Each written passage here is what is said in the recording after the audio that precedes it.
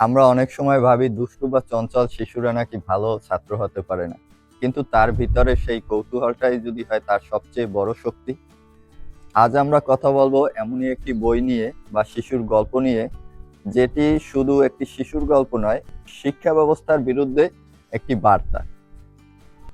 বইটির নাম হলো তত্ত্বচান, জানলার ধারে ছোট্ট মেয়েটি।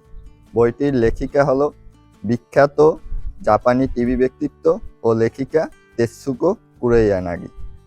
বইটা শুরু হয় ছোট বাচ্চা তত্ত্বচানকে স্কুল থেকে এক্সপেল করে দেওয়া হয় ফার্স্ট গ্রেডে। কারণ কি ছিল? কারণ ছিল তত্ত্বচান অত্যন্ত চঞ্চল ও কৌতূহলী স্বভাবে। সে ক্লাসের সবাইকে ডিস্ট্রাক্টেড করে দিত।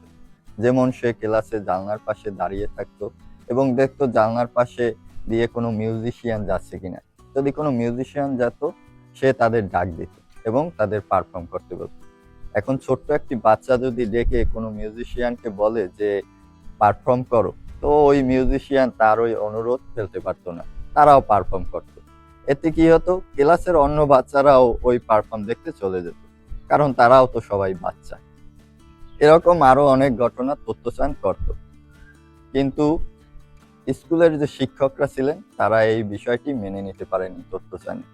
তারা তত্ত্বচানের মাকে ডেকে এই বিষয়ে অভিযোগ জানায় যে আপনার বাচ্চা নিজে পড়ালেখায় তো ডিস্ট্রাক্টেড হয় এবং ক্লাসের অন্য সকল বাচ্চাদেরও ডিস্ট্রাক্টেড করে দিয়ে, তাকে আমরা স্কুলে রাখতে পারবো না। এরপর তত্ত্বচানকে ওই স্কুল থেকে বহিষ্কার করে দেওয়া হয়। এবার তত্ত্বচানের মা কিন্তু তত্ত্বচানকে এই বিষয়ে কিছুই বলেনি যে তাকে স্কুল থেকে বহিষ্কার করে দেওয়া হচ্ছে, কারণ অতটুকু বাচ্চা বহিষ্কারের বুঝবে বাকি। সে তত্ত্বচানকে জিজ্ঞেস করছে, তত্ত্বচান, তোমাকে যদি আমি একটি নতুন স্কুলে নিয়ে যাই তাহলে তুমি কি যাবে? তত্ত্বচান রাজি হয়। গল্পের শুরু হয় মূলত এখান থেকে। তত্ত্বচানকে যখন নতুন স্কুলে নিয়ে যাওয়া হয়, তত্ত্বচান এবং ওই স্কুলে যত শিক্ষার্থী পড়তো তাদের সবার জীবনই ওই স্কুলটা পরিবর্তন করে দিয়েছে। কারণ কারণ ছিল ওই স্কুলের যিনি প্রধান শিক্ষক ছিলেন, সোসাকু কোবাইয়াশি, তার শিক্ষাদানের পদ্ধতি ছিল সম্পূর্ণ আলাদা। তত্ত্বচান যখন প্রথমবার স্কুলে যায়, সে দেখে স্কুলে দালান কোঠার পরিবর্তে দাঁড়িয়ে আছে অনেকগুলো রেলগাড়ি। স্বাভাবিকভাবেই একটি শিশু যখন স্কুলে গিয়ে দেখবে যে এটা আসলে স্কুল নয়, একটা রেল স্টেশনের মতো অনেকগুলো রেলগাড়ি দাঁড়িয়ে আছে, তার কাছে অত্যন্ত খুশি লাগবে। এরকম আরো বিভিন্নভাবে শিশুদের পড়ালেখার প্রতি অনুপ্রাণিত করা হতো। শিশুরা তাদের পছন্দ মতো বিষয় প্রথমে পড়তে পারত। শিশুরাদের জন্য গান গাওয়ার ব্যবস্থা ছিল। প্রধান শিক্ষক বাচ্চাদের সাথে খুবই সহজেই মিশে যেতে পারত। তত্ত্বচান যখন প্রথমবার স্কুলে যায়, তখন প্রধান শিক্ষক তত্ত্বচানের কাছে তার বিষয়ে গল্প শুনতে চায়। তো তত্ত্বচান বিভিন্ন বিষয় প্রধান শিক্ষককে বলে। সে প্রতিদিন তার একটি কুকুর আছে রকি, তার সাথে কিভাবে খেলা করতে, সে কি কি করে, সে কোথায় যায়, সকল বিষয় সে প্রধান শিক্ষককে বলতো। এবং প্রধান শিক্ষকও এই ছোট্ট বাচ্চার কথা খুবই মনোযোগ দিয়ে শুনত। তো তত্ত্বচান যখন দেখলো একজন বড় লোক তার কথা খুবই মনোযোগ দিয়ে শুনছে, তার কথায় সম্মতি দিচ্ছে, তখন তার খুবই ভালো লাগতো। এরকম স্কুলের অন্য যত বাচ্চারা ছিল তাদের কথাও প্রধান শিক্ষক শুনতো, তাদের মতামতকেও সে গুরুত্ব দিত। তো স্কুলে প্রতি বছর বার্ষিক ক্রীড়া প্রতিযোগিতা হতো। সেখানে সকল শিশুরা অংশগ্রহণ করত এবং ওই স্কুলে কিছু শিক্ষার্থী ছিল যারা শারীরিকভাবে অসুস্থ ছিল বা শারীরিক প্রতিবন্ধী ছিল।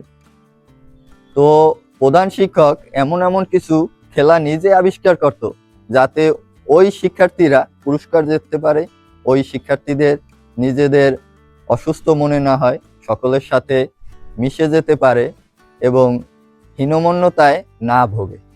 এ কারণে সে নিজেই খেলার আবিষ্কার করত। এভাবেই প্রধান শিক্ষক সোসাকু কোবাইয়াশি স্কুলটাকে এত সুন্দরভাবে গড়ে তুলছেন যে সকল বাচ্চারা প্রতিদিন মনে হতো যে আমরা স্কুলে কখন যাব সকাল হতে।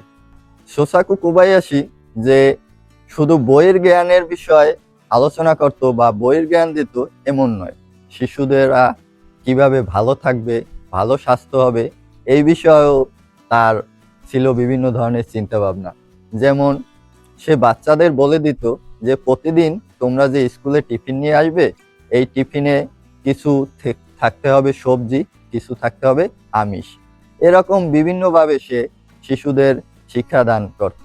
শিশুদের নিয়ে সে মাঝে মাঝে ঘুরতে যেত, বিভিন্ন অভিযানে যেত। এ কারণে সে সকলের কাছেই প্রিয় হয়ে উঠছিল।